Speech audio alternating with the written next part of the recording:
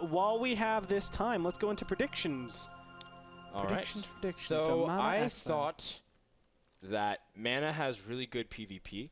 The only thing is that I feel like Axslav's been working on some pretty cool strategies. Now everyone kind of knows what he does now with Phoenix, Observer DT, and a lot of stuff that he does. But in general, I really think that Axslav can take this series. And I feel like he's still kind of underrated. Everyone says that he's kind of overrated, but I think the exact opposite when it comes to PvP. I completely agree. I think he's underrated. He's a phenomenal player. He has the ability to take out MaNa. I don't think he's going to do it, though. MaNa is one of the youngest players I've ever met in StarCraft to be so successful and have a really sharp mind. I got the chance to meet him at NASL Season 2 Finals. He was amazing. I understood his thought process, and I really feel like he has the edge against Axslav. But let's go ahead and introduce the players. All right. After you, sir. In the bottom right, we have Nick Ranish. His alias is Axslav from Team Infinity 7. He is the blue Protoss in the bottom right of Belshir Beach. We are there once again. In the top left, we have MaNa. I don't know his real name, actually. Grizgors. Grizgors. He has, like, no vowels in his first name. Grizgors. We have Grizgors from Mouse CC. And he's the red Protoss in the top left. Now, MaNa is still a very sick PvP player.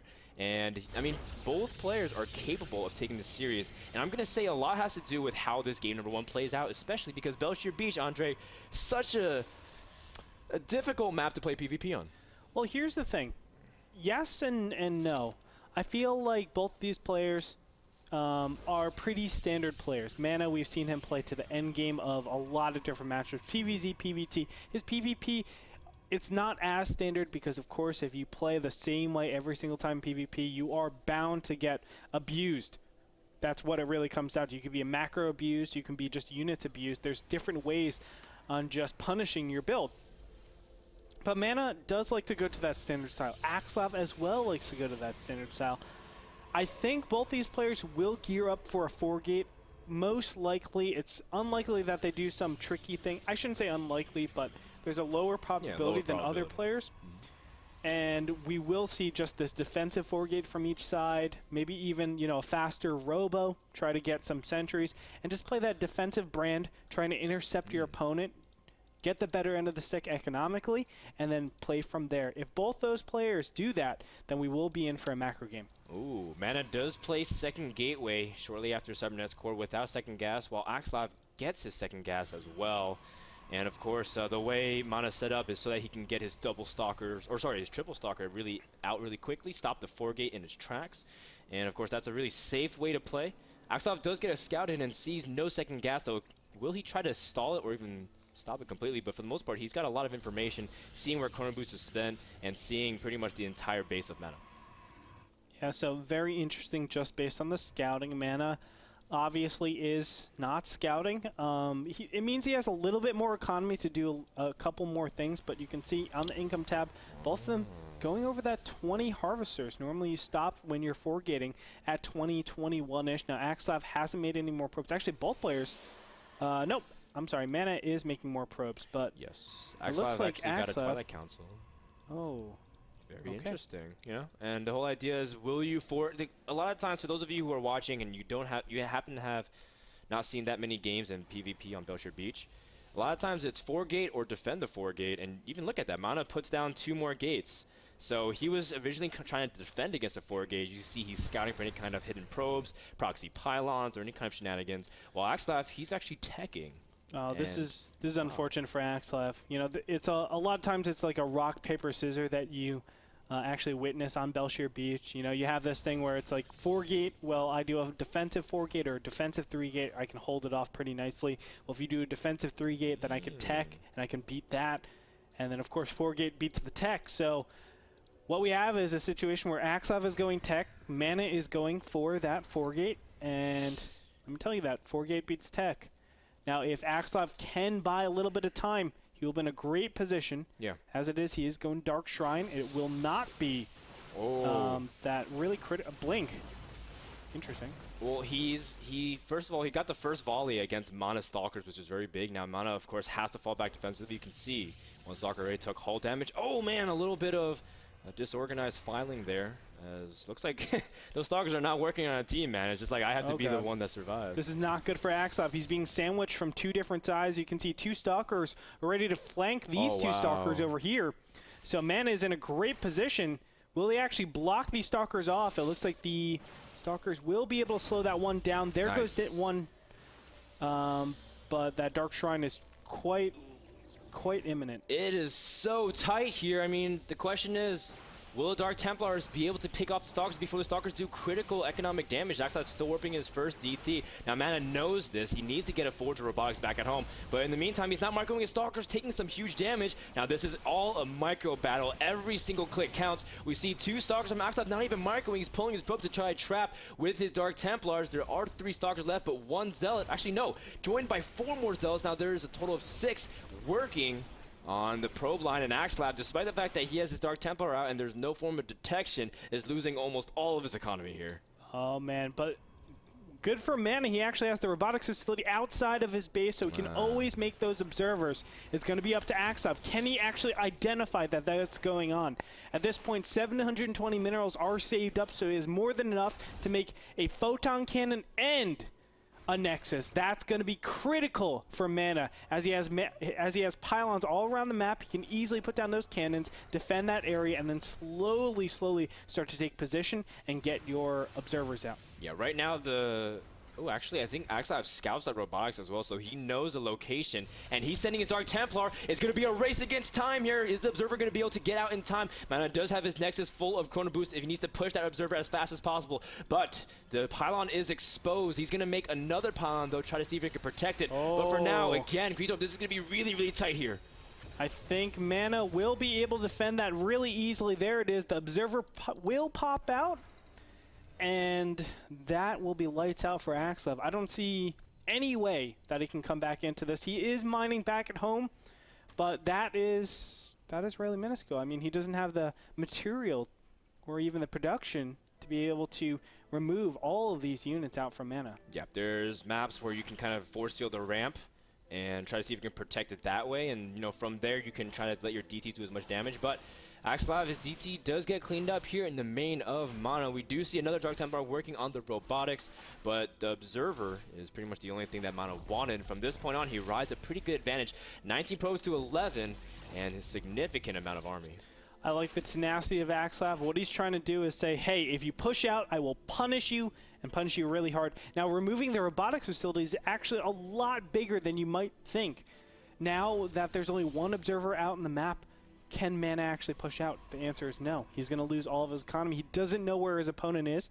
He doesn't know how many minerals or gas that Axslav actually stockpiled before the whole engagement happened. So that's why he's being so prudent in pushing out. He doesn't want to commit to a situation where he's base racing again and potentially losing just because Axslav can mount a very nice defense. Yeah, and Axslav controls the watchtower, so if MaNa tries to sneak by, he'll have vision of that.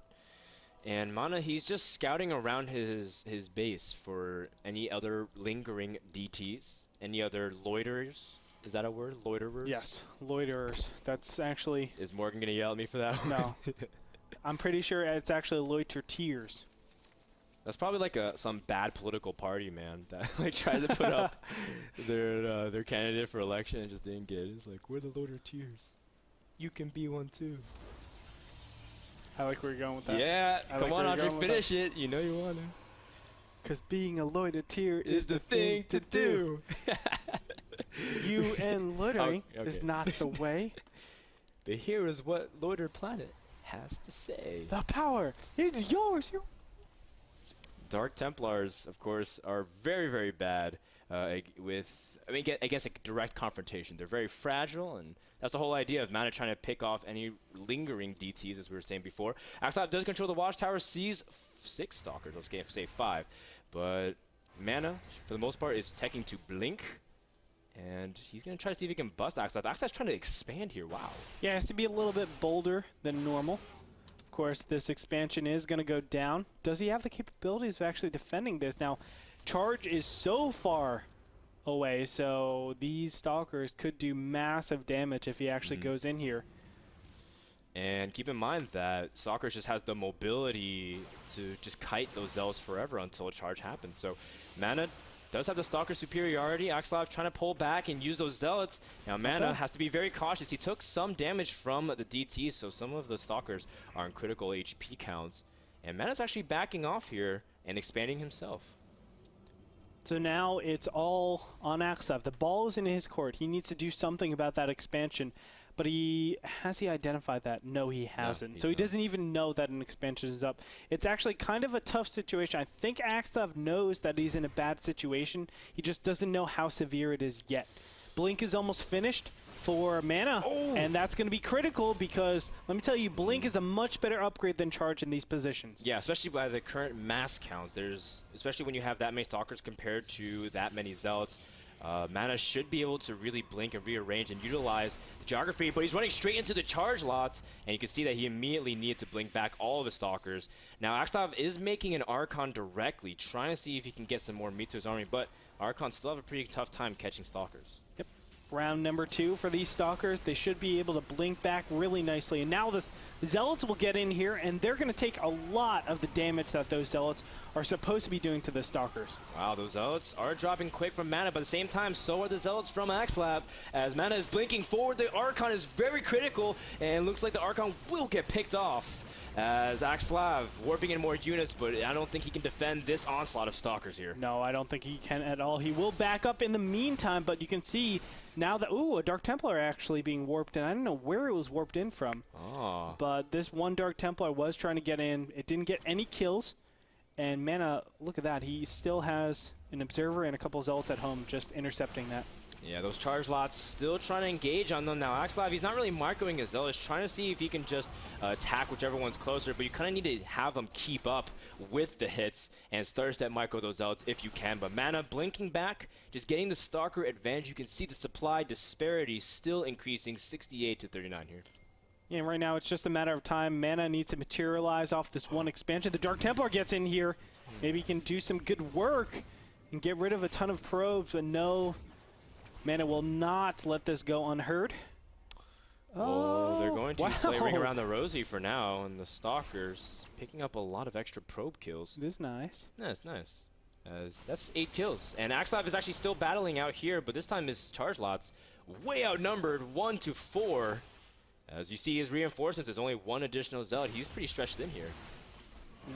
And this could be curtain calls right now. Axslav, he's down to his last Archon. Probes now being pulled, and you can see a couple of Zealots are being warped in here. Dark Templars for MaNa, and there's no detection around here. That is going to do it.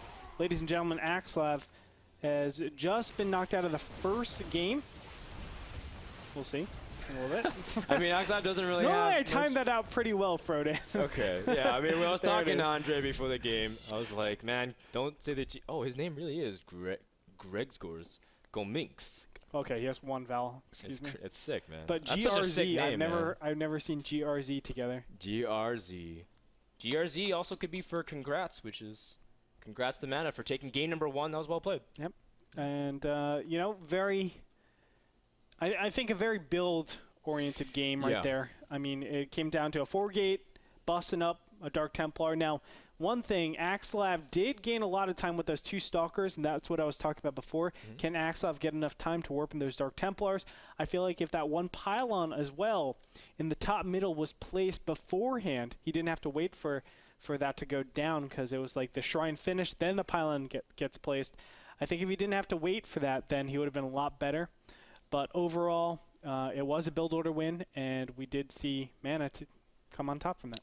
Yeah, so we'll see whether or not Axslav can come back into this series. Thank you so much to the people who brought the game to you. It is Epson, the people who make great projectors. Check them out at epson.com. They are sponsoring the NASL Season 3, and your support of them also supports us. We'll be back after a quick commercial break. Don't go anywhere. More action from NASL Season 3 coming up next.